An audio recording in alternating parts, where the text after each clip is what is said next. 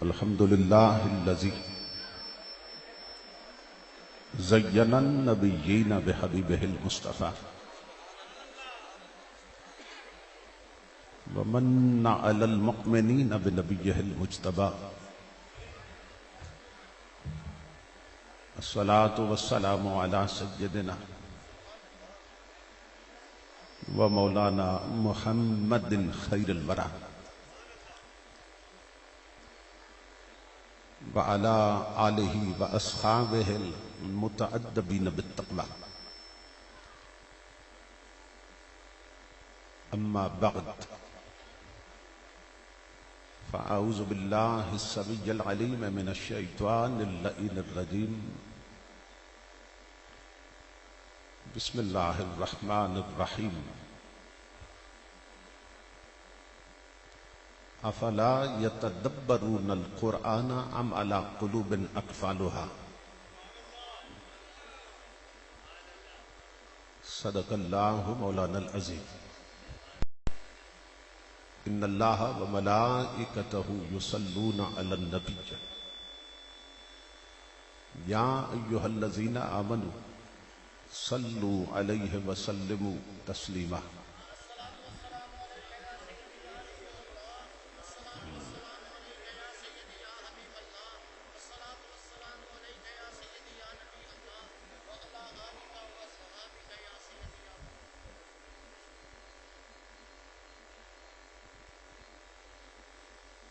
لائق صد احترام سرمایہ ملت جگر گوشہ منظور العارفین شیخ طریقت حضرت قبلہ پیر سید خلیل الرحمن شاہ صاحب بخاری دامت برکاتہم العالیہ، شیخ طریقت حضرت قبلہ پیر سید فقیر حسین شاہ صاحب،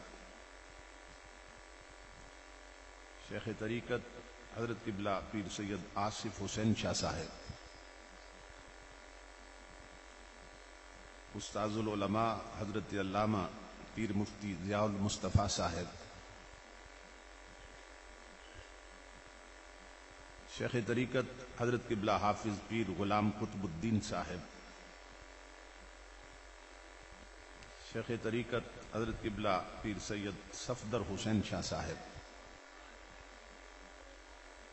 برادر محترم حضرت علامہ صاحبزادہ عبد الرسول اشرفی صاحب،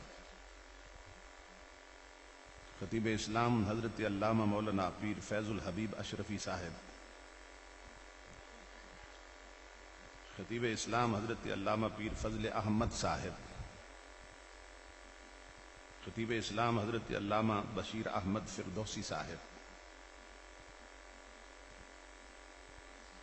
اور دیگر معزز مشائخ و علماء کرام اور محترم حاضرین و سامعین،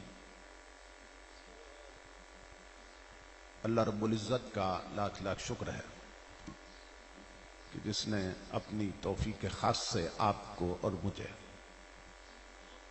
اس عظیم علمی، فکری اور روحانی مرکز پہ حاضری کا شرف عطا کیا اور اپنی اور اپنے محبوب مکرم صلی اللہ تعالی علیہ وآلہ وسلم کی یاد، تعلیمات اور ارشادات کے حوالے سے کچھ سننے اور سنانے کے لیے باہم مل بیٹھنے کی توفیق عطا فرمائی۔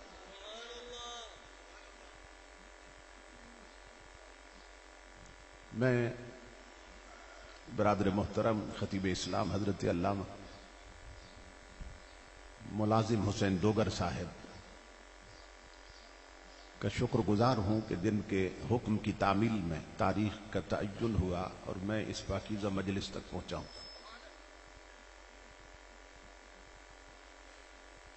ہماری خوشبختی ہے کہ ہم قدوۃ الاولیاء شیخ التفسیر والحدیث حضرت العلامہ پیر سید منظور احمد شاہ صاحب بخاری رحمت اللہ تعالی علیہ کہ فیوضات اور ان کی توجہات حاصل کر رہے ہیں۔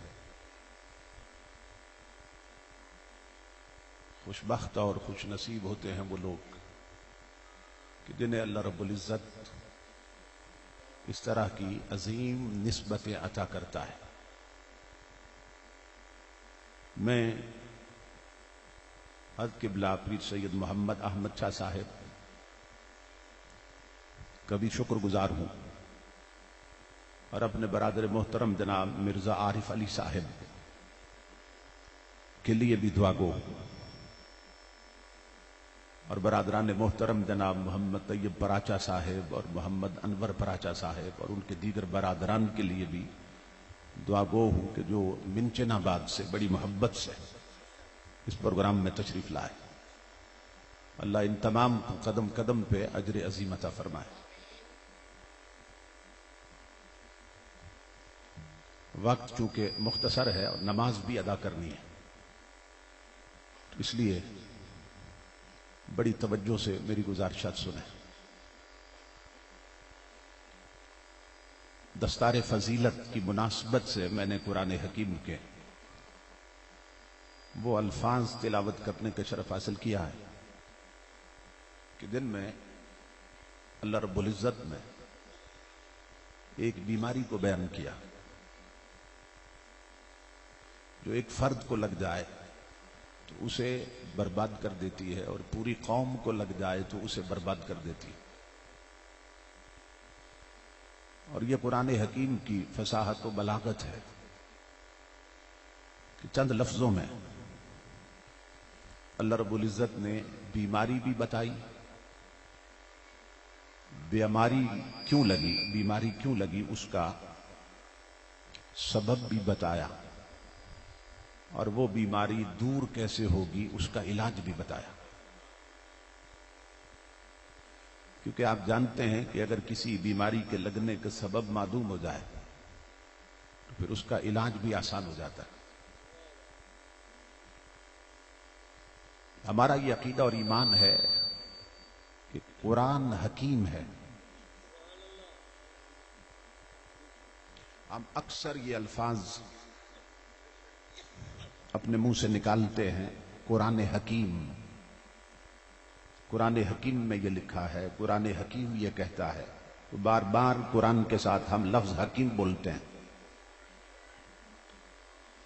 تو ہمارا یہ عقیدہ اور ایمان ہے کہ قرآن حکیم ہے۔ تو جب یہ ہم مانتے ہیں کہ قرآن حکیم ہے اور ہم سب جانتے ہیں کہ ہم سب بیمار ہیں، تو پھر اس حکیم سے اپنا علاج کیوں نہیں کراتے؟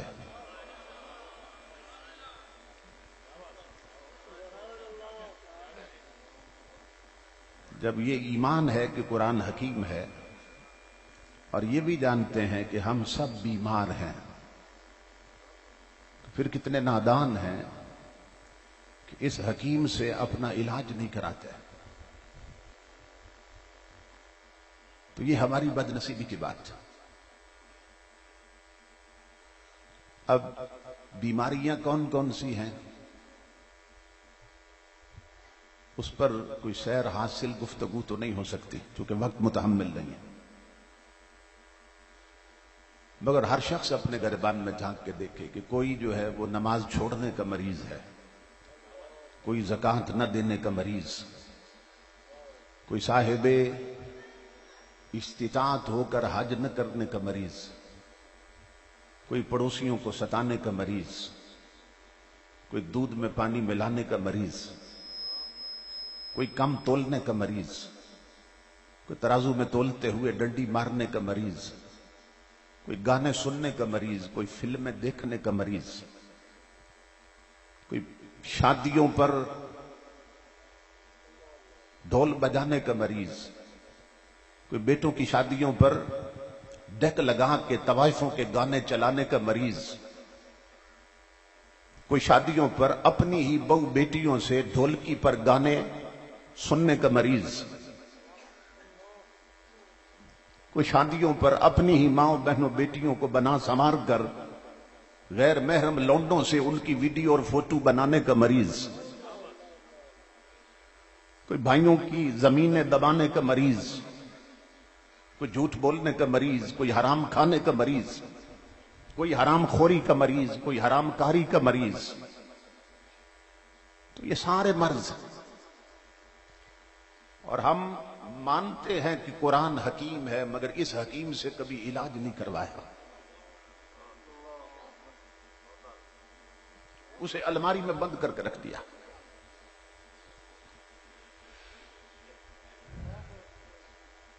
قرآن بہت کچھ دیتا ہے، بلکہ سب کچھ دیتا ہے.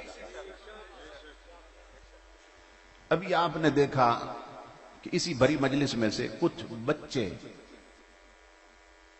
انہیں اسٹیج پہ بلا کر ان کے سر پہ فضیلت کی پگڑیاں باندھی گئیں. تو یہ لمحہ فکریہ تھا ہمارے لیے کہ اس مجلس میں ہر شخص کی گردن پہ سر ہے، مگر یہ پگڑی کسی کسی سر کو نصیب کیوں ہوتی ہے؟ یہ سوچنا چاہیے کہ جتنے بیٹھے ہیں سب کی گردنوں پہ سر ہے، مگر یہ پگڑی کسی کسی سر کو نصیب کیوں ہوتی ہے؟ اس کا جواب دیا کلندر لاہوری نے، علامہ اقبال نے. اقبال کہتا ہے برہنہ سر ہے تو عزم بلند پیدا کر. برہنہ سر ہے تو عزم بلند پیدا کر کہ یہاں فقط سر شاہی کے واسطے ہے کلاں. اگر تیرا سر ننگا ہے تو کوئی ایسا کام کر کے تیرے سر پہ بھی پگڑی رکھ دی جائے، کیونکہ اس دنیا میں ریت یہی ہے اور اصول یہ ہے کہ پگڑی ہمیشہ شاہینوں کے سر پہ بنتے ہیں. تو یہ توجہ طلب بات. اسے دستار فضیلت کیوں کہتے ہیں؟ اس کو دستار شرافت کیوں نہیں کہتے؟ اس کو دستار کرامت کیوں نہیں کہتے؟ یہ سوچنے کی بات ہے نا. دیکھو بچیوں کے مدرسہ میں پروگرام ہو تقسیم اسناد کا، تو انہیں جو چادریں دی جاتی ہیں سندوں کے ساتھ، ان چادروں کو بھی ردائے شرافت نہیں کہتے، اس کو کیا کہتے ہیں؟ ردائے فضیلت. تو بچیوں کے سر پہ چادر رکھیں جنہوں نے علم حاصل کیا، اس کو ردائے فضیلت کہتے ہیں. اور بچوں کے سر پہ ابھی پگڑیاں باندھی گئیں تو انہیں بھی دستار فضیلت کہتے ہیں، دستار شرافت نہیں کہتے، دستار کرامت نہیں کہتے. اور یہ تینوں الفاظ ہماری اردو میں مستعمل ہیں، کرامت، شرافت اور فضیلت. یہ ہم لفظ بولتے ہیں مگر لوگ اکثر نہیں جانتے کہ انہیں اپلائی کہاں کہاں کرنا ہے. یہ ذہن میں رکھیے. اس کو دستار فضیلت کیوں کہتے ہیں؟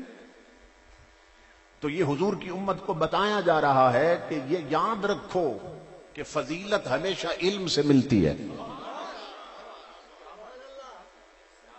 یہ یاد رکھو فضیلت ہمیشہ علم سے ملتی ہے. علم سے دور ہونے والوں اور گھر کی الماری میں قرآن رکھ کر بھول جانے والوں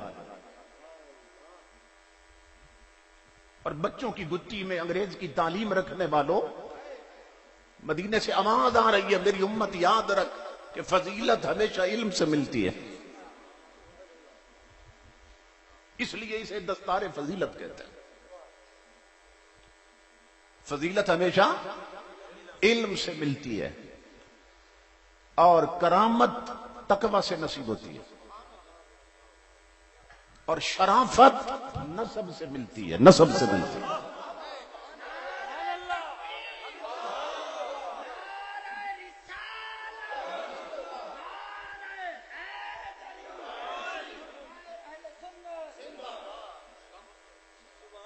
سمجھ رہے ہیں؟ کرامت تقوی سے نصیب ہوتی ہے اور فضیلت علم سے نصیب ہوتی ہے اور شرافت نسب سے نصیب ہوتی ہے.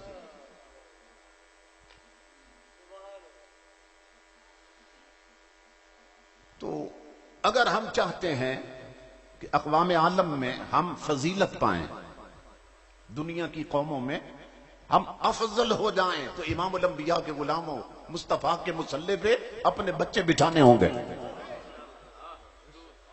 مدرسوں کی چٹائیوں پہ اپنی اولاد بٹھانی ہوگی، کیونکہ فضیلت ہمیشہ علم سے ملتی ہے۔ ایک انگریز تھنکر کہتا، انگریز مفکر کہتا ہے وار among nations is fought in class rooms۔ اسے غور سے سننا، انگریز کہہ رہا ہے، کہتے قوموں کی بقا اور ترقی کی جنگیں میدان جنگ میں نہیں لڑی جاتی، قوموں کی بقا اور ترقی کی جنگیں میدان جنگ میں نہیں لڑی جاتی، مدرسوں کی چٹائیوں پہ لڑی جاتی ہیں۔ کہ جس قوم کے بچے ٹوٹی چٹائیوں پہ بیٹھ کر مصطفیٰ کی شریعت پڑھ رہے ہوں، دنیا کی کوئی طاقت اس قوم کو کبھی مٹا نہیں سکتی، کیونکہ فضیلت ہمیشہ علم سے ملتی ہے۔ یہ ذہن میں رکھیے، العلم وسیلۃ الی کل فضیلۃ، علم جس درجے میں بھی ہونا تو فضیلت کا سبب بن جاتا ہے، جس درجے میں بھی۔ میرے ابا جی رحمت اللہ علیہ عام لوگوں کو سمجھانے کے لیے ایک مثال دیتے تھے، اب فرمایا کرتے تھے کہ بڑے بڑے جابر اور بدماش لوگ کہ جن کے سر خدا کے آگے بھی نہیں جھکتے، مگر ان کے سر بھی نائی کے آگے جھک جاتے ہیں۔ یہ جو بال کاٹنے والا اس کے آگے جھک جاتے ہیں، بڑے بڑے بدماش لوگ، اور صرف جھکتے نہیں ہیں، پھر نائی اس طرح پھیرتا رہتا ہے۔ تو توجہ طلب بات ہے، اس بدماش کا رب کے آگے سر نہیں جھکا، نائی کے آگے کیوں جھک گیا؟ تو ابا جی فرمایا کرتے تھے اگر سوچو تو جواب ملے گا، اس لیے کہ وہ بال کاٹنے کا علم رکھتا ہے، وہ بال کاٹنے کا علم رکھتا ہے، تو اتنے علم نے بھی اسے اتنی فضیلت دے دی۔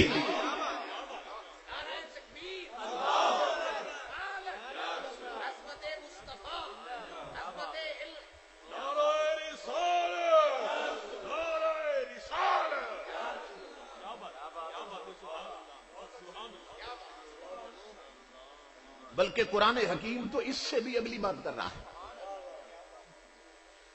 قرآن کہتا ہے ہر کتے سے شکار نہیں کھیل سکتے، ہر کتے سے شکار نہیں کھیل سکتے۔ شکار کس سے کھیل سکتے ہیں؟ کہ جسے شکار کا علم دے دیا گیا، اسے کلب معلم کہتے ہیں، جسے شکار کھیلنے کی تعلیم دے دی گئی ہو، جس کتے کو اللہ فرماتا ہے صرف اس کتے سے شکار کھیل سکتے۔ تو تصور کرو امام الانبیاء کے غلاموں، اور اگر اس درجے میں اتنا علم کتے کو بھی مل جائے، وہ باقی کتوں جیسا نہیں رہتا، تو جس کے سینے میں مصطفیٰ کا قرآن آ جائے اس حافظ کا مقام کیا ہوگا؟ آپ تصور کریں،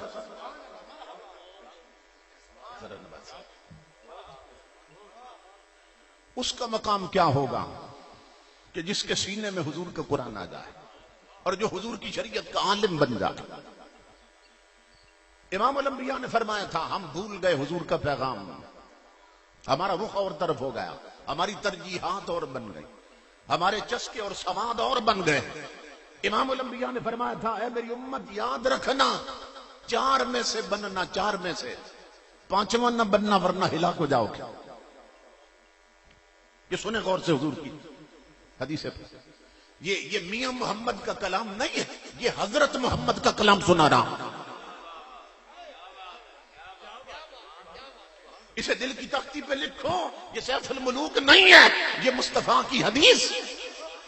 امام الانبیاء فرماتے ہیں میری امت چار میں سے بننا، پانچواں نہ بننا ورنہ ہلاک ہو جاؤ گے۔ آقا کیا بنے؟ امام الانبیاء نے فرمایا اغدو عالمن، اے میرا کلمہ پڑھنے والوں بن سکو تو میری شریعت کے عالم بننا۔ یہ پہلا مطالبہ تھا حضور کا پوری امت سے کہ میری شریعت کے عالم بننا۔ آج بڑے بڑے چودھری، ملک، راجے، مہاراجے اپنی بڑی برادریوں پہ فخر کرتے ہیں، اپنے بڑے خاندان پہ فخر کرتے ہیں، مگر امام الانبیاء کے غلاموں، ان کے پورے خاندان اور برادری میں ایک بندہ بھی مصطفیٰ کی شریعت کا عالم نہیں ہے۔ تو حکماء اسلام لکھتے ہیں، امام غزالی فرماتے ہیں جس برادری اور خاندان میں مصطفیٰ کی شریعت کا عالم کوئی نہ ہو، وہ زندوں کی برادری نہیں، وہ مردوں کی برادری ہے۔ کہ پورے خاندان میں حضور کی شریعت کا عالم کوئی نہیں۔ چودھریوں، ملکوں، راجوں، مہاراجوں، سنو آقا کا یہ ارشاد، اور اپنے بچوں کا رخ کرو مدرسوں کی چٹائیوں کی طرف جو ویران ہو گئیں، اور تم نے رخ کر دیا انگریز کی تعلیم کی طرف۔ تو مدینے سے آواز آ رہی ہے، میری امت بنا سکو شریعت کے عالم بنانا۔ اور امام الانبیاء نے عالم کا مقام بتایا کہ کیا مقام ہے عالم کا۔ آقا نے فرمایا خلقت السادات من صلبی وخلق العلماء من صدری۔ تاجدار کائنات نے فرمایا جنہیں تم سید کہتے ہو نا، جنہیں آل رسول کہتے ہو، فرمایا سید مصطفیٰ کی پشت سے نکلے، شریعت کے عالم تمہارے نبی کے سینے سے نکلے۔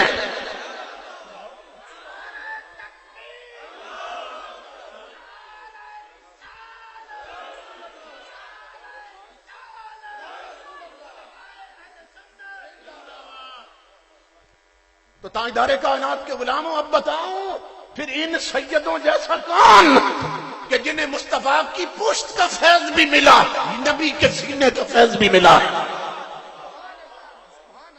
اگر سید بھی ہو اور عالم بھی ہو تو بتاؤ اس جیسا کون کہ جسے مدینے والے کی پشت کا فیض بھی ملا، جسے مدینے والے کے سینے کا فیض بھی ملا۔ تو میرے آقا نے فرمایا بن سکو تو شریعت کے عالم بننا، یہ پہلا مطالبہ تھا۔ ہو سکے تو ہر خاندان کے لوگ اپنے آقا کی اس پکار پر خدا کے لیے کوئی ایک بیٹا ہی حضور کے دین کو دے دیں، کوئی ایک بیٹا پیش کرتا۔ کسی کو اللہ نے 2 دیے تو ایک پیش کرتا، 4 دیے، چاروں میں سے کوئی ایک دے دے، اس لیے کہ میرے آقا کا دین لٹ رہا ہے۔ آج تک یہ ہوتا رہا، بچہ اگر سالم الوجود پیدا ہوا اور صحت مند پیدا ہوا اور جب کچھ سیکھنے کے قابل ہوا تو ماں باپ نے اسے انگلش میڈیم سکول میں بھیج دیا۔ اس کے اعضاء ٹھیک ہیں، یہ صحت مند ہے، اسے انگریزی پڑھاؤ، اسے افسر بناؤ۔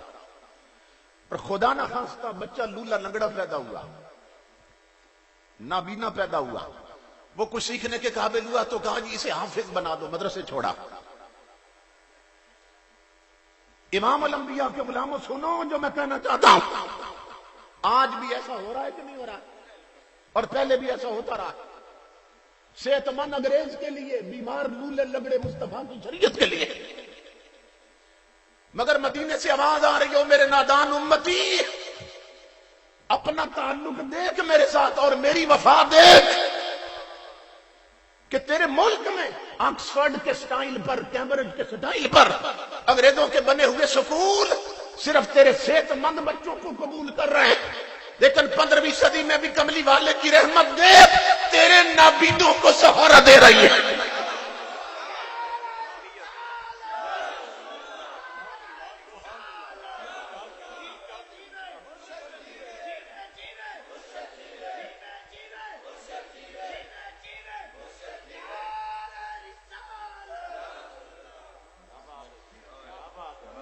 پندرہویں صدی میں دیکھ آج بھی کہ کملی والے کی رحمت تیرے لولے لگڑوں کو سہارا دے رہی ہے۔ مگر ہم نے کیا وفا کی اپنے نبی کے ساتھ؟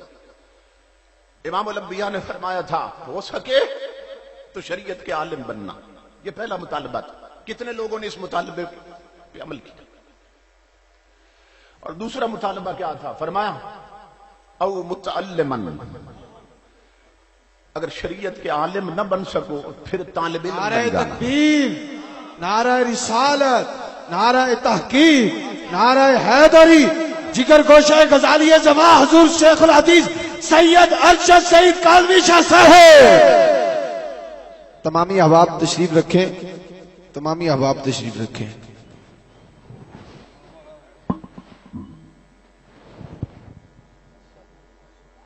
تمامی احباب تشریف رکھیں.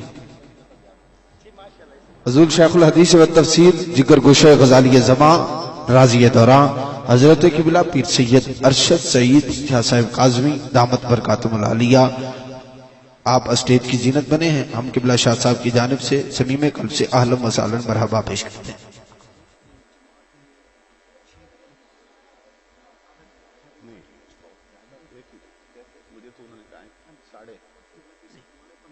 بڑھ جائے کوئی مسئلہ تھوڑا سا بڑا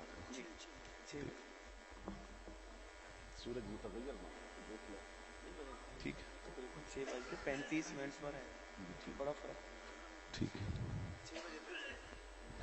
تعارف تو حضرت کا کروا ہی دیا گیا اور میں تیرا نام نہ لوں پھر بھی لوگ پہچانے. یہ گھرانہ ایسا ہے اور اتنے احسانات ہیں سنیت پر اور اہل اسلام پہ کہ میں تیرا نام نہ لوں پھر بھی لوگ پہچانے کہ آپ اپنا تعارف ہوا بہار کی. اللہ اس گھرانے کے علمی فکری اور روحانی فیضان سے قیامت تک ہمیں مستفیض ہونے کی توفیق عطا فرمائے. تو میں یہ عرض کر رہا تھا یہ پہلا مطالبہ تھا حضور کا کہ بن سکو تو شریعت کے عالم بننا، لیکن ہمارے مدرسے ویران ہو گئے. ڈاکٹر کا بچہ ڈاکٹر بننا چاہتا ہے، انجینئر کا بچہ انجینئر بننا چاہتا ہے، مگر عالم کا بچہ عالم نہیں بننا چاہتا.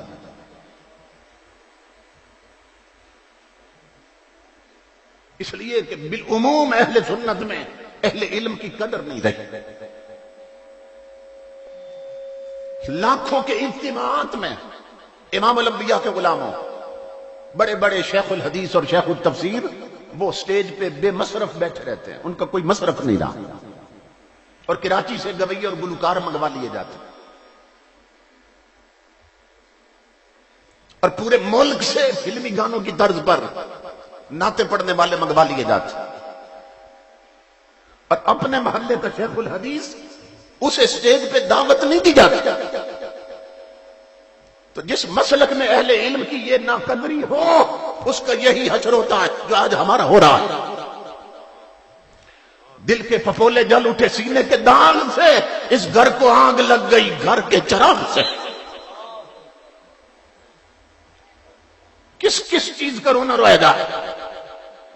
تو میرے آقا نے فرمایا بن سکو تو شریعت کے عالم بننا، اور اگر یہ نہ کر سکو او متعلمن، تو تاجدار کائنات نے فرمایا پھر کیا کرنا؟ پھر کسی عالم کے قدموں میں بیٹھنے والے طالب علم بنے رہنا. پھر بھی عالم کے قدموں میں بٹھا دیا کہ وہاں سے علم ملتا. دیکھو نا، سبزی والے سے ہی سبزی ملتی ہے، کوئی دوائی لینے نہیں جاتا. ڈاکٹر سے دوائی ملتی ہے، کوئی سبزی لینے نہیں جاتا. تو پھر شریعت کے عالموں سے ہی شریعت کا علم ملتا ہے. تو امام الانبیاء کے غلاموں میرے آقا نے فرمایا پھر شریعت کے طالب علم بن جانا، پیاس پیدا کرنا شریعت کا علم حاصل کرنے کا. مگر یہاں صورتحال یہ ہے کہ بوڑھے بوڑھے لوگ اب قبروں میں اترنے والے ہیں، مگر وضو کا طریقہ نہیں معلوم.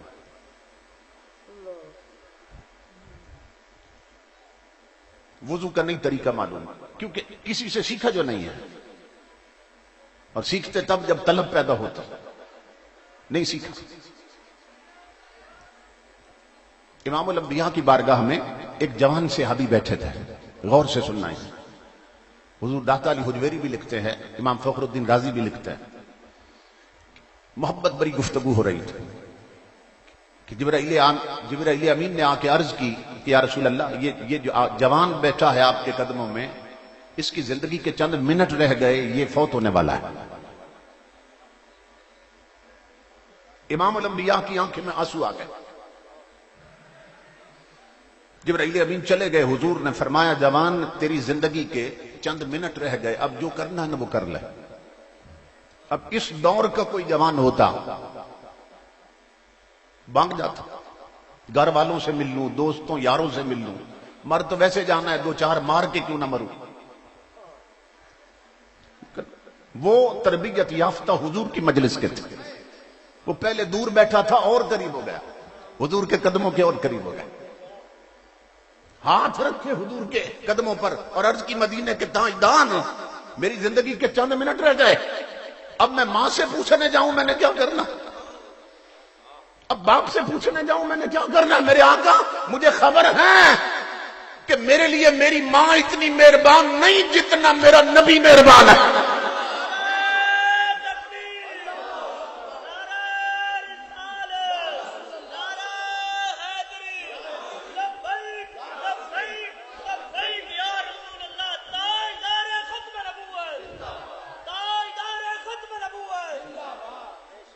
اس لیے میرے آقا آپ فرمائیں مجھے کیا کرنا چاہیے۔ امام الانبیاء نے کیا فرمایا سنو غور سے، فرما سکتے تھے وضو میں ہو تو نفلوں میں جھک جاؤ، فرما سکتے تھے حسان کی نعت کے کچھ شعر یاد اٹھ کے وہ پڑھو۔ امام الانبیاء کیا فرما رہے ہیں؟ فرمایا اگر اپنے نبی سے مشورہ لے رہے ہو تو میرے غلام تیری زندگی کے چند منٹ رہ گئے، اشتغل بالتعلم، فرمایا ابھی تک جو شریعت نبی کے مسئلے معلوم نہیں ہے نا، تو پوچھتا جا، میں تجھے جواب دیتا جاتا ہوں۔ امام الانبیاء نے فرمایا یہ آخری وقت بھی شریعت کا علم سیکھنے میں گزار دے۔ یہ سوچو کہ ہم نے شریعت کے علم کی طرف پوچھ کر رکھی ہے۔ کالجوں میں یونیورسٹیوں میں ویٹنگ لسٹ لگ جاتی ہے، اتنی درخواستیں ہوتی ہیں کہ بچے وہاں داخل کروانا، اور مدرسوں کی عمارتیں دیکھو تو خالی پڑی ہیں، ویران پڑی ہیں، اس طرف کسی کا دھیان نہیں۔ امام الانبیاء نے فرمایا پھر دوسرا کام یہ کرنا، کسی عالم کے قدموں میں بیٹھنے والے طالب علم بنے رہنا،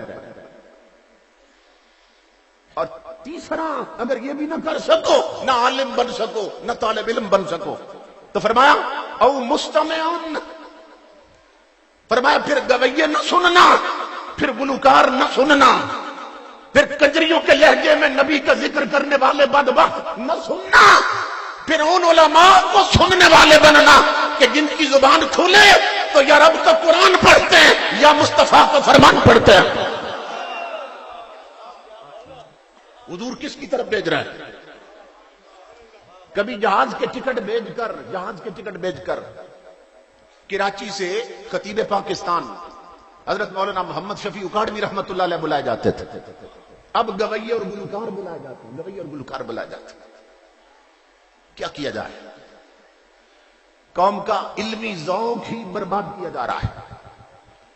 امام الانبیاء کے غلاموں، آقا نے فرمایا پھر علماء کو سننے والے بننا، اور اگر یہ بھی نہ کر سکو او محبان، فرمایا اگر یہ بھی نہ کر سکو تو پھر میرے امتیوں کم از کم اتنا کرنا کہ شریعت کے علماء سے محبت کرنے والے بننا، علماء سے پیار کرنے والے بننا۔ آج صورتحال یہ ہے کہ ہماری مائیں بہنیں بیٹیاں اور بوڑھے بوڑھے لوگ جنہیں 4 لفظ پڑھنے آتے ہیں نا، وہ بدبخت جنگ اخبار پڑھ لیتے ہیں، وہ فلمی میگزین پڑھ لیتے ہیں، وہ رومانٹک ناول پڑھ لیتے ہیں، اگر نہیں پڑھتے تو حضور کا قرآن نہیں پڑھتے۔ کتنے گھروں میں آج فجر کے وقت لوگ اٹھتے ہیں اور قرآن پڑھتے ہیں، سوچئے کتنے گھروں میں یہ سلسلے ختم ہو گئے، اور وہ آب حیات ہے جسے تو نے الماری میں بند کر کے رکھا۔ آج ہمارے ینگسٹر اور یوتھ اور نوجوان یہ سمجھتے ہیں کہ اگر ہم دین اور شریعت کی تعلیم کے پیچھے لگے تو ہم بیکورڈ ہو جائیں گے، اور دنیا بڑی فارورڈ جا چکی ہے، یعنی سائنس کا عروج ہے، اس کے کلائمیکس کا دور ہے، اور سائنٹیفک ڈسکوریز کہاں جا پہنچی ہیں، انوینشنز کہاں جا پہنچی ہیں۔ وہ کہتے ہیں اگر قرآن کے پیچھے چلے تو پھر یہ ہمیں مولوی بنانا چاہتے ہیں ملا لوگ، تو ہم بیکورڈ ہو جائیں گے۔ میں اللہ کی عزت کی قسم کھا کے کہہ رہا ہوں، آگے بتاتا ہوں آپ کو، میں نے یونیورسٹی میں پڑھا، پنجاب یونیورسٹی سے میں نے ماسٹر کی ڈگری لی، مگر مدرسے میں علماء کے جوتے بھی سیدھے کیے۔ میں علی وجہ البصیرت کہہ رہا ہوں، امام الانبیاء کے غلاموں، یہ سائنس کے کلائمیکس اور عروج کا دور ہے، اس دور میں بھی سائنس کی جس مقام پر انتہا ہو رہی ہے وہاں سے نالین مصطفیٰ کی ابتدا ہو رہی ہے۔ وہاں سے میرے آقا کے نالین کی ابتدا ہو رہی ہے. مگر ہم نے پشت کر رکھی ہے حضور کی تعلیمات کی طرف. ہمیں کیا معلوم؟ آج ہمارے ینگ اور یوتھ نوجوان یہ سمجھتے ہیں امریکہ نے چاند پہ پہلے قدم رکھا یا رشیا پہلے چاند پہ. سننا غور سے. حضور غوث اعظم کے گھر کی خادمہ جو بچپن میں غوث اعظم کو کھلایا کرتی تھی، جب حضور غوث اعظم جوان ہوئے تو وہ ایک دن ملنے کے لیے آئے. یہ میں نے جان بوجھ کے نہیں کہا کہ غوث اعظم جب بڑے ہوئے، اس لیے کہ وہ چھوٹے ہو کر بھی بڑے تھے. وہ چھوٹے کبھی تھے ہی نہیں. جب جوانی آئی غوث اعظم پر تو وہ خادمہ گھر کی نوکرانی وہ ملنے آئی. اس نے پرانی باتیں چھیڑ دی. کہنے لگی بیٹا عبد القادر ایک بات پوچھنا چاہتی ہوں، بچپن کی رہ گئی تھی. فرمایا اماں پوچھو. تو کہنے لگی کہ آپ ایک دفعہ بچوں سے آنکھ مچولی کھیلے تھے. یہ ہائیڈ اینڈ سیک، چھپنا چھپنا، آنکھ مچولی آپ جانتے ہیں. باری باری نا بچے، ایک بچے کی ڈیوٹی لگتی ہے، باقی چھپتے ہیں اور وہ ڈھونڈتا ہے. تو وہ دائی کہنے لگی کہ بیٹا آپ بچپن میں ایک دفعہ آنکھ مچولی کھیلے تھے، تو جب بچے چھپے تھے تو آپ نے تو فوراً ڈھونڈ لیا تھا. وہ جہاں چھپتے تھے آپ سر پہ جا پہنچتے تھے. تو پھر آپ نے فرمایا تھا کہ اب میں چھپتا ہوں ساتھیوں مجھے ڈھونڈنا. تو بیٹا آپ کہیں چھپنے گئے نہیں تھے، چھپنے گئے نہیں تھے، اچانک آنکھوں سے غائب ہو گئے تھے تو ہم ڈھونڈ ڈھونڈ کے تھک گئے، آپ نہیں ملے تھے. بیٹا وہ بات رہ گئی تھی، پھر اچانک آ گئے. عبد القادر بتاؤ بچپن میں کہاں چھپ گئے تھے؟ اللہ کی عزت کی قسم میرے غور فرمانے لگے اماں مجھے کملی والے کی قسم میں چاند میں چھپ گیا تھا.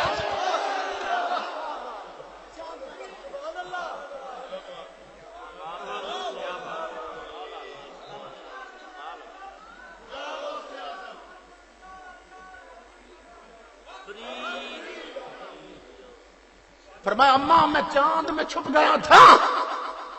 اور یورپ کی طرف دیکھنے والے جوانوں، وہ امریکہ کی ترقیوں کی طرف دیکھنے والے جوانوں، وہ نادان پیچھے مڑ کے دیکھ، تو اپنی تاریخ بھول چکا ہے. تیری قوم کی ماں نے ایسے ایسے بچے جنے ہیں جو چاند پہ آنکھ مچولی کھیلتے رہے. تجھے خبر ہی کوئی نہیں. غوث اعظم فرمانے لگے اماں میں چاند میں چھپ گیا تھا. وہ سادہ دیہاتی عورت حیرت زدہ ہو کے پوچھنے لگی بیٹا اب بھی چاند میں چھپ سکتے ہو؟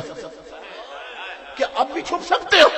غوث اعظم ہنس پڑے. فرمایا اماں کیسی بولی باتیں کرتی ہے؟ اور وہ تو عبد القادر کا بچپن تھا ماں جب میں چاند میں چھپتا تھا. ماں اب بات بڑی آگے نکل چکی ہے.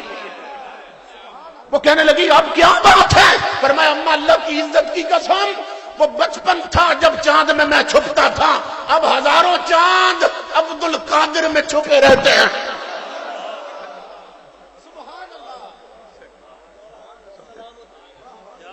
آپ کے خلیفہ حضرت شیخ ابو مسعود کہتے ہیں کہ غوث اعظم ایک بار خطاب کر رہے تھے. خطاب وکان شیخنا شیخ عبد القادر رضی اللہ تعالیٰ عنہ کان یمشی فی الہواء علی رؤوس الاشہاد فی مجلسہ. آپ خطاب کرتے کرتے منبر نیچے رہ گیا، غوث اعظم اوپر چلے گئے فضا میں. جاہو جلال وقار تمکنت کا حل کیا ہوگا؟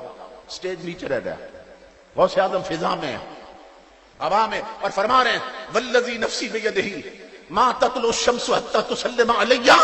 فرمایا لوگوں سنو اللہ کی عزت کی قسم سورج اس وقت تک طلوع نہیں کرتا جب تک پہلے عبد القادر کو سلامی نہیں دیتا.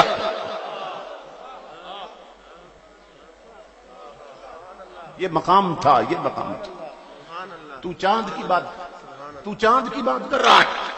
اب فرماتے سورج اس وقت تک طلوع نہیں کرتا جب تک پہلے عبد القادر کو سلامی نہیں دیتے. اور آپ فرماتے ہیں اینی فی اللوح المحفوظ ان السعداء والاشقیاء لیعرضون علی. آپ فرماتے ہیں میں ہوتا بغداد میں ہوں مگر میری نگاہیں لوح محفوظ پہ لگی رہتی ہیں. اور 70,000 کے مجمع میں میں جانتا ہوں تم میں سے جنتی کون ہے اور جہنمی کون. فرمایا میری نظریں لوح محفوظ میں لگی رہتی. ایک بار مریدوں نے پوچھ لیا حضرت سنا ہے کہ کامل ولی کی پہچان یہ ہے کہ زمین پہ بیٹھ کر لوح محفوظ پہ لکھی ہوئی تقدیر پڑھ لیتا ہے. غوث اعظم سے مریدوں نے پوچھا تو حضرت کیا یہ بات ٹھیک ہے؟ غوث اعظم ہنس پڑے. فرمایا میری نظر میں وہ ناقص ولی ہے. سٹینڈرڈ دیکھنا ان کا. فرمایا میری نظر میں وہ ناقص ولی ہے. وہ حیران ہو کے مرید عرض کرنے لگے حضرت زمین پہ بیٹھ کر آنکھیں بند کر کے لوح محفوظ کی تقدیر پڑھ لیتا. اگر آپ کی نظر میں یہ ناقص ولی ہے تو پھر کامل ولی کون ہے؟ اگر یہ نقص ولایت تو کمال ولایت کیا؟ غوث اعظم فرمانے لگے میرے مریدوں اللہ کی عزت کی قسم میری نظر میں وہ ناقص ہے جو صرف تقدیر پڑھ سکے. عبد القادر کی نظر میں کامل وہ ہے کہ جو چاہے لکھ دے جو چاہے مٹا کے رکھ دے.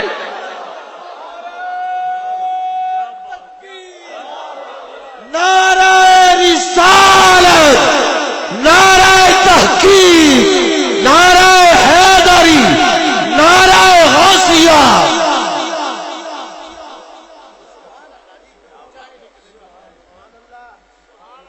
فرمایا اماں بات بڑی آگے نکل گئی. اب ہزاروں چاند عبد القادر میں چھپے رہتے.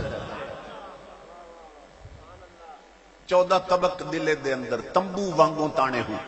یہ وہی بات کر رہا ہے. یہ ان کے سیکٹری ہیں نا غوث اعظم کے حضور سلطان العارفین. اللہ اکبر. فرمایا اماں میں تو چاند میں چھپ گیا تھا. میں 7-8 سال پہلے کی بات. میں ہر سال یورپ کے دورے پہ جایا کرتا تھا تو رمضان شریف کے آخری 2 ہفتوں میں قرآنک سیمینارز تھے. تو پہلا خطاب تھا آکسفورڈ میں. آکسفورڈ ایک شہر ہے جہاں کی آکسفورڈ یونیورسٹی بہت مشہور ہے. تو میں نے انہیں کہا جو میزبان تھے میں نے کہا کہ میں وہ یونیورسٹی دیکھنا چاہتا ہوں کہ سنا ہے کہ یہاں اقبال بھی آتے جاتے تھے علامہ اقبال. وہ کہنے لگے کہ وہاں پہنچنے تک شاید وہ بند ہو جائے. میں نے کہا چلو میں اس کی عمارت ہی دیکھ لوں گا مجھے باہر سے دیکھ. تو وہ لے گئے مجھے. تو ہم پہنچے تو وہ بند ہو چکی تھی. لیکن انہوں نے مجھے بتایا کہ یہاں جسٹس حضور ضیاء الامت پیر کرم شاہ الازہری کبھی تشریف لائے تھے. بیرا شریف والے وہ وہاں تشریف لائے تھے. تو انہوں نے بھی فرمایا کہ میں آکسفورڈ یونیورسٹی دیکھنا چاہتا ہوں. تو ٹائم تھا ہم انہیں لے گئے. تو حضور ضیاء الامت فرمانے لگے کہ مجھے لائبریری میں لے چلو کیونکہ علم دوست جو ہوتا ہے نا اسے صرف کتابیں ہی لذت دیتی ہیں. مجھے لائبریری میں لے چلو. تو ہم لائبریری میں لے گئے. تو اسلامک بکس کا جو پورشن تھا جہاں اسلامی کتابیں لگی پیر صاحب نے کتابیں نکال کے دیکھ رہے تھے آکسفورڈ یونیورسٹی کی لائبریری میں. تو اچانک ایک کتاب نکالی پیر صاحب نے. اسے دیکھا تو پھوٹ پھوٹ کے رونے لگ گئے. یہ غور سے سنو. پھوٹ پھوٹ کے رونے لگ گئے. مرید کہتے ہیں ہم نے عرض کی حضرت اس کتاب میں کیا نظر آیا آپ کو کہ آپ پھوٹ پھوٹ کے رونے لگ گئے؟ تو حضور ضیاء الامت فرمانے لگے کہ اس کتاب کو تم نہیں جانتے میں جانتا. یہ ہمارے شیخ عربی محی الدین جنہیں ابن عربی کہتے ہیں یہ ان کے ہاتھوں کی لکھی ہوئی کتاب انگریزوں کی لائبریری میں پڑھی. اور ہماری نئی نسل تو کیا پرانی نسل کے بھی اکثر لوگ نہیں جانتے کہ شیخ عربی کون ہے ابن عربی کون ہے. اور میں نے برمنگم یونیورسٹی میں دیکھا انگریز ابن عربی پر تھیسز لکھ کر پی ایچ ڈی کر رہے ہیں. اسی پر اقبال رویا تھا. اقبال نے کہا تھا کبھی یہ نوجوان مسلم تدبر بھی کیا تو نے. وہ کیا گردوں تھا تو جس کا ہے ایک ٹوٹا ہوا تارا. تجھے اس قوم نے پالا ہے آغوش محبت میں کچل ڈالا تھا جس نے پاؤں میں تاج سر دارا. اور گنوا دی ہم نے جو اسلاف سے میراث پائی تھی. سوریا سے زمین پر آسمان نے ہم کو دے مارا مگر وہ علم کے موتی کتابیں اپنے آباء کی جو دیکھے ان کو یورپ میں تو دل ہوتا ہے سی پارا. اقبال کہتا ہے کتابیں میرے بڑوں نے لکھی مگر پڑھ انگریز رہے اور ان کی لائبریریوں میں پڑھی. اور ہمارے بچوں کے ہاتھوں میں ٹچ موبائل ہیں اور صبح شام آنکھوں کی بدکاری میں مبتلا رہتے ہیں. ہمارے بچے نیٹ میں بیٹھے ہیں. ہماری بہو بیٹیاں اور میں ناول پڑھ رہی ہیں. اور ہمارے بڑوں کی کتابیں وہ پڑھ رہے ہیں. شریعت کے ہم نے جو پیمانے توڑے وہ لے جا کے سب اہل مغرب نے جوڑے اور اس پر اپنی ترقی کی بنیاد رکھی انہوں نے. امام الانبیاء کے غلاموں نہیں جانتے لوگ شیخ عربی کون ہے اور ابن عربی کون ہے.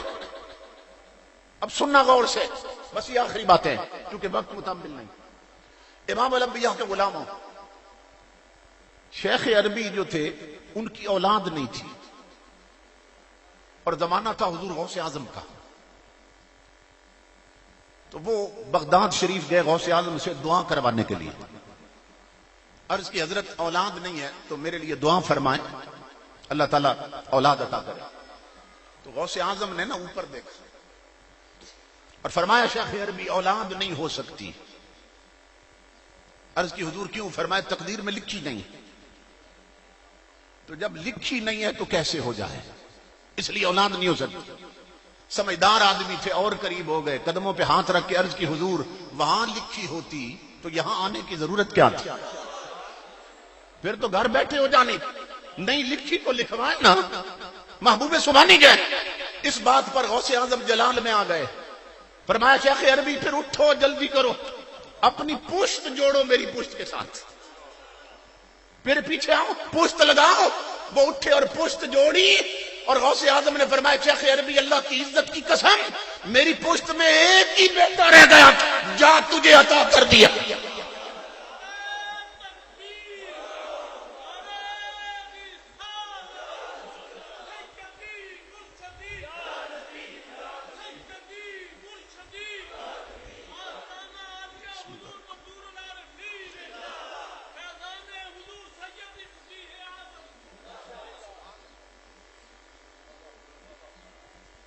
تو حضور غوث اعظم کی اس عطا کے بعد محی الدین ابن عربی پیدا ہوئے کہ جن کی کتابیں یورپ کی لائبریریوں میں پڑھی ہیں اور وہاں تھیسز لکھ کر انگریز ان پہ پی ایچ ڈی کی ڈگریاں لے رہے ہیں. یہ غوث اعظم کے بیٹے ہیں. بیٹے یہ قرآن پاک کی تفسیر لکھ رہے تھے. سورہ یوسف کے اس حصے میں پہنچے تھے کہ اللہ فرماتا ہے کہ وہ زلیخا جب لے گئی حضرت یوسف کو 7ویں کوٹھڑی میں، قالت حیت لک، اور اپنی خواہش کا اظہار کیا. تو قرآن کہتا ہے اس مقام پر وہ 7ویں کوٹھڑی میں صرف 2 تھے، یوسف علیہ السلام اور زلیخا. تو قرآن کہتا ہے وَلَقَدْ هَمَّتْ بِهِ وَهَمَّ بِهَا لَوْلَا أَن رَأَىٰ بُرْهَانَ رَبِّهِ.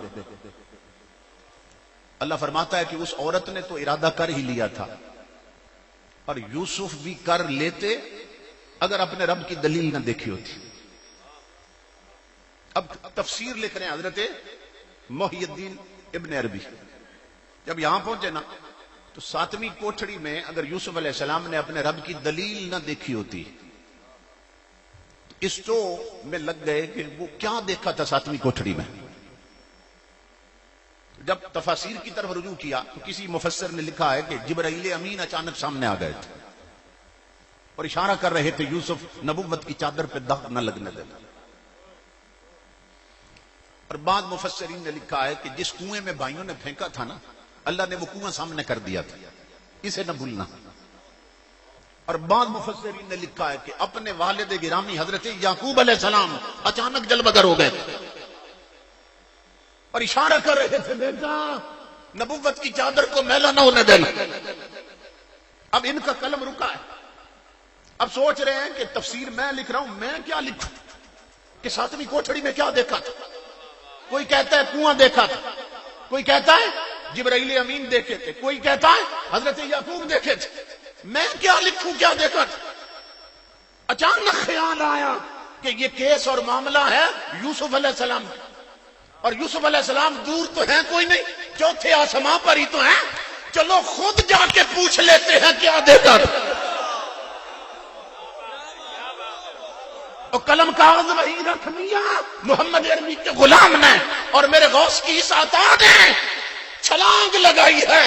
امام الانبیاء کے غلاموں 4تھا آسمان نیچے رہ گیا، یہ آگے بڑھ گئے.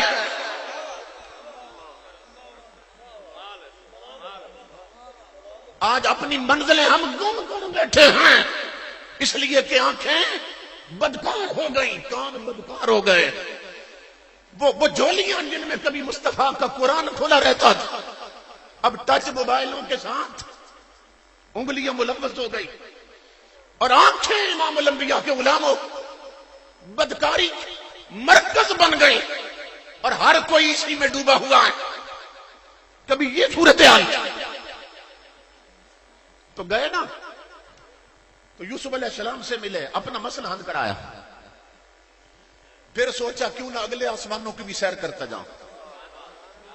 اوپر اٹھتے گئے، جب اللہ کے عرش تک پہنچے تو فرماتے ایک مقام آیا، مجھے میرے رب کی آواز آنے لگی،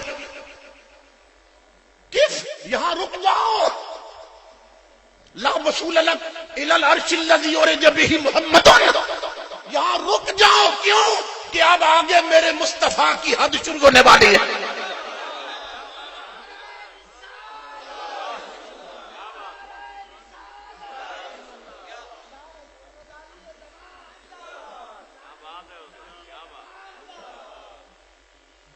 اس لیے میرے بھائیوں میرا پیغام ہے، میں تجھ کو سنبھلنا تو ہے، اب وقت سنبھل جا. یہ صرف مدرسے نہیں ہیں، اللہ کی عزت کی قسم یہ مصطفیٰ کے فیض کے چشمے جاری ہے. انہیں صرف مدرسہ نہ سمجھو. حضور غوث اعظم نے جب بغداد میں مدرسہ بنایا تھا نا، تو دیکھتے تھے بڑے بڑے لوگ نہیں آ رہے، بچے نہیں بھیج رہے. تو غوث اعظم کو ایک ایک بندہ جب مل جاتا تو غوث اعظم کیا فرماتے تھے، سنیں غور سے، اور میں وہی کہہ کے جا رہا ہوں. غوث اعظم کی بات یہاں میں دہرانے لگا. آپ فرماتے یا قلیل العقل بیتک للدجلۃ وتموت وتشانا، فرماتے ہو عقل کے اندھے، اور رہتا دریا پہ ہے پھر بھی پیاسا مر رہا ہے. یہ جو مدرسہ ہے یہاں بچوں اور بچیوں کا، یہ صرف مدرسہ نہیں ہے، یہ چشمہ فیض مصطفیٰ ہے. اللہ کی عزت کی قسم عارف والا میں مدینے کا فیض بٹ رہا ہے اور تقسیم ہو رہا ہے. اگر تمہارے بچوں کے دلوں کے کاسے خالی رہ گئے تو پھر عقل کے اندھو، میں یہی کہوں گا، رہتے دریا پہ ہو پھر بھی پیاسے مر رہے ہو. رخ کرو اپنی اولاد کا ان مدرسوں کی طرف، ورنہ یہ ایسی مجرمانہ غفلت ہوگی کہ تاریخ ہمیں کبھی معاف نہیں کرے گی. ہے تجھ کو سنبھلنا تو ہے، اب وقت سنبھل جا. اے بحر عمیق اپنے کناروں سے اچھل جا. غافل تجھے پا کر لے آئے ہیں پھر جال. یہ ٹچ موبائل، یہ ڈشیں، یہ کیبل کے کنیکشن، یہ نیٹ، یہ کمپیوٹر، یہ بے حیائی کا پھیلایا ہوا ماحول، یہ ہمارا الیکٹرانک میڈیا اور پرنٹ میڈیا جو بک چکا ہے، اس کی مسلط کی ہوئی بے حیائی. غافل تجھے پا کر لے آئے ہیں پھر جال. تو باز ہے، بلبل نہیں، بستان سے نکل جا. اور باطل سے نہ ڈر، جنگ کے میدان میں اتر جا. رکھ حق پہ نظر، ماہ و سریا سے گزر جا. کی تجھ کو حسین ابن علی نے یہ وصیت، مرنا ہے تو ڈر موت سے، جینا ہے تو مر جا. اور تقدیر الہی کے نوشتے بھی وہی ہیں، اللہ بھی وہی، اس کے فرشتے بھی وہی ہیں. اتریں گے ملائک تیری امداد کو اب بھی، گر ذات خدا سے تیرے رشتے بھی وہی ہیں. اللہ اس مرکز کو آباد رکھے. یہ میرے لیے بڑی سعادت، میری آنکھوں کے لیے سعادت. اتنی بڑی شخصیات جن کا ذکر بچپن سے سنتا آیا، آج ان کی زیارت کا شرف پائے. اللہ ان کا سایہ ہمارے سروں پہ قائم رکھے. اب جس کے جی میں آئے وہی پائے روشنی. ہم نے تو دل جلا کے سر عام رکھ دیا. وما علینا الا البلاغ.